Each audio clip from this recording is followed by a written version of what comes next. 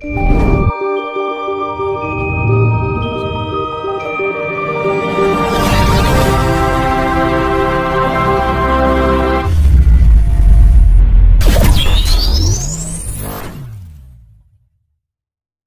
apa membahas tentang terkaitnya munculnya gunung di dasar laut selatan Pacitan. Itu benar apa enggak Mas menurut Mas Dinus? Akan ada gunung yang muncul di dasar laut, dari dasar laut daerah Pacitan ya? Memang beberapa waktu ini saya mengamati alam gitu. Iya. Kan kadang kan saya itu kan di keheningan malam itu sambil ngulati ronor ini kan, dulan guyuran gitu. Iya.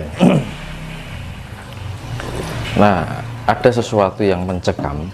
Apa itu Mas? Itu pergerakan lempeng Indo-Australia. Jadi kayak misalkan gini, ini Jawa ini, Iya. ini Australia, atau dari Jawa, Bali, Lombok kan gitu kan, sampai Nusa Tenggara gitu kan. Jadi kayak gitu. Tanah itu kan geser gitu kan. Iya. Nah ini ada lempengan ini, pertemuan lempeng. Ini ada penggelembungan daratan dari dasar laut. Dari dasar laut ya. Jadi ada yang naik. Nah ini juga terjadi banyak ledakan yang ada di dasar laut. Ini sebenarnya banyak ledakan di dasar laut Sekarang ini ya? cuman nggak diketahui. Maka banyak kemunculan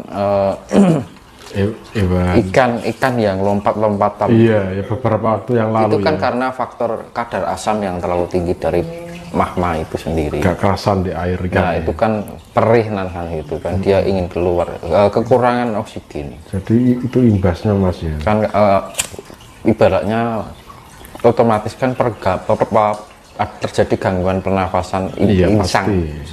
Nah itu karena ada ledakan yang ada di dalam dasar laut, perut bumi yang ada di dasar laut.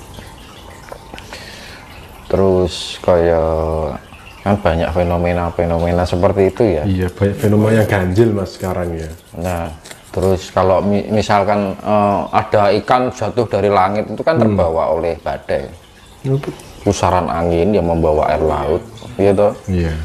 Akhirnya barengan hujan. Itu Mas. Jadi memang itu banyak terjadi ledakan-ledakan di dasar laut yang tidak diketahui oleh manusia. Terus banyak tiba-tiba air laut warnanya aneh, jadi keruh kan gitu kan. Nah itu kan campuran dari minyak gas, minyak campuran gas yang meledak magma. Kita di dalam perut bumi kan ada unsur gas, ada unsur minyak. Makanya kan ada kemarin tuh kapan itu di lautan sini bening, sini kering, kayak membatas. Nah itu kan ada kandungan minyaknya. Ya, nah itu kan terus yang ini kan keruh kan, yang itu kan. Nah itu kan terbawa ledakan dari dasar laut. Kita nggak tahu, kita di sini fine-fine aja di daratan, ngerti-ngerti malis kok ya ngerti kan gitu kan. Makanya kan perlu kewaspadaan kita. Makanya aku kan sering melek bengi. Itu kan makanya kan kita sering melek bengi, melek malam. Itu biar kita mendapat sinyal-sinyal seperti itu. Biar lebih bisa mengantisipasi Mas. Kadang memang kenapa harus malam hari? Ketika malam hari itu memang kita untuk menangkap sinyal-sinyal yang seperti itu enak gitu loh. Di suara radio nek bengi bening to Mas. Apa itu karena suasana sepi Mas ya? Hah? Apa itu karena suasana sepi karena menangkap sinyalnya? Ya itu memang frekuensi. Gelombang frekuensi itu kan kalau di malam hari memang bagus. Penghantarnya itu bagus, gelombangnya itu loh. Itu kan kita mempunyai indera. Ya namanya indera 6 atau indera ke-7 itu kan bagian dari peningkatan gelombang frekuensi. Ya kita kan diberikan indera kelima. Paling frekuensinya cuma berapa? Kalau orang punya indera ke-6 itu ada peningkatan frekuensi indera, artinya seperti itu. Dan semakin tinggi indera ketujuh, peningkatan frekuensi lagi. Cara dasar untuk membuka indera keenam itu gimana Mas? Ya nggak usah merguru kemauan kita, hening, relaksasi, perenungan, nanti dengan sendirinya bisa kok secara alami loh. Alami ya, kebuka dengan sendirinya. Kita punya kebiasaan melek bengi, mandi malam itu. Saya tuh ngomong kayak gini itu sudah ngalami sendiri gitu loh. Saya nggak pernah merguru ke siapa-siapa. Gurunya ya apa namanya, alam, rumput yang apa bergoyang. tanya pada rumput yang bergoyang. Daun yang bergoyang. Nah, orang Jawa ngarani apa, orang agama ngarami ilmu laduni. Nah, gitu kan. Ilmu yang kita tiba-tiba belajar dari alam. Tanaman itu bisa diajak ngomong. Ya saya ngobrol, orang ya mikirnya nggak tahu, aku kan bahasanya bahasa rasa lah tuh. Kalau kita berbicara dengan hewan atau alam apa tumbuhan itu pakai bahasa naluri. Bahasa Karena rasa ya Mas ya? Enggak. Nah, bahasa naluri. Naluri. Beda lagi. Karena sampai Ini dah. Bener, ngomongnya bener. Memang hewan, kalau kita hewan itu kan pakainya bahasa naluri tumbuhan itu. iya. Makanya kan kalau tumbuhan itu kan ini rumah ini misalnya ini atap, ini cahaya, otomatis kan dia lari ke cahaya. Nah, soalnya terus akar juga kayak itu. Dia pakai naluri. Naluri itu refleks secara alami. Refleksitas secara alami. Jadi dia menurut kayak punya radar gitu loh. Nah, itu gerak yang namanya apa tadi? Naluri. Makanya kan untuk kita ada caranya kita komunikasi dengan tumbuhan, kita bisa. Nah, saya ngomong kayak gitu, ngomong berkali-kali, we uripo, tak misalnya batang tumbuhan itu, tak tancepi we uripo, urip tenan, beneran. Nah, itu bonsai itu, apa tancep batang tak tancep ya di bonsai loh, Mas. Beneran itu. Kalau aku tuh ringin, ceklik, tancep ya, disirami, uripo, urip, iya. Dipupuk dengan rasa kasih sayang. Ya itu dari rasa kasih sayang itu menganggap dia itu ada gitu. Dirasani muni terus. Kan gitu. Memang ya fungsinya spiritual kan banyak kan gitu. Iya. Kita berbicara dengan alam. Itu juga bahasa kalau alam itu bahasa jiwa. Bahasa Pakai naluri juga bahasa rasa, bahasa jiwa komplit. Kita bisa berkomunikasi dengan air, kita bisa berkomunikasi dengan angin. Dulu saya pernah loh bermainan angin, gitu. Oh, mantap. Misalnya disuruh. Tapi kan tidak buat mainan kan gitu kan, cuma coba-coba kan waktu. Oh, aku ini mau soto kan gitu kan, saya prakteknya. Ternyata Iseng-iseng lah gambarnya.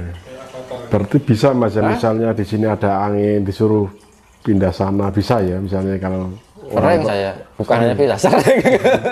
Cuman kan saya gini, ada angin, ya sekarang mungkin, yang penting wajah rusak. Aku belum. Gitu. Pernah nggak pindah Mas jenengan? Hujan sering. Kalau pindah angin, Sering. itu tapi dipindah ke sana yang kena dampaknya pernah nggak misalnya? Enggak, biasanya ibaratnya ngelerem itu misalkan angin kencang. Tapi selama saya nggak memberikan kebebasan sama alam sifatnya. Misalkan ada gini, yus rapopo, yus lakonono tugasmu kan. Gitu. Aku mikirnya gini, itu tugasmu kan gitu kan. Kalau ada bencana ini, yus nggak apa-apa, itu tugasmu. Karena itu dia melakukan refleks juga. Dia datang juga karena tugas ya Mas ya? Iya, tugas ya. Karena ya memang hukum alam itu kan hukum sebab akibat. Iya. Itu kan ada alasan juga kan. Kalau nggak ada Bukan karena ulah manusia nggak akan seperti itu kan itu. Makanya kan kita harus bisa mempunyai sifat memaklumi dengan alam ini.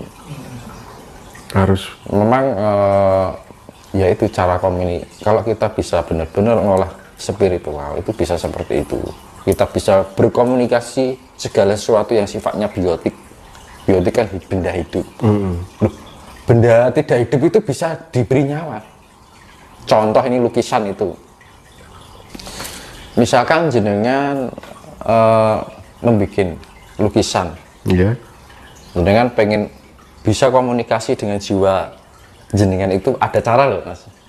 jenengan ngelukis pakai hasil karya jenengan sendiri. Kalau bisa dari bahan tinta alami, mungkin dari buah-buahan. Kalau itu kan saya membuat dari buah maja ini lukisannya. Majapahit yang darani asal yang rasanya pahit itu ya, buahnya. Enggak pahit pas ini, legi. Jadi sampai pahit itu kan sanepo. Iya. Nah, ini buah tak pakai tinta digambar, gitu. Terus contohnya entah dari apa atau perwujudan kita sendiri kan gitu. Nah, dilukis, habis itu buat kita media. Sering kita di saat keheningan lukisan itu kita ajak ngomong, tapi dalam batin loh, secara penjiwaan kita. Kok aku ngene ya, piye. Nah, lama-lama lukisan itu ada jiwanya yang berasal dari pancaran cahaya jiwa kita sendiri. Jadi lukisan itu bener-bener kelihatan hidupnya, nyawang lukisan kita wirid gitu. Iya. Kayak ono nyawangnya to. Kayak orang. Makanya saya duduk di kursi ini, lukisan saya taruh di mana saya setiap harinya duduk Berhadapan, Mas. nah jadi adep-adepan gitu.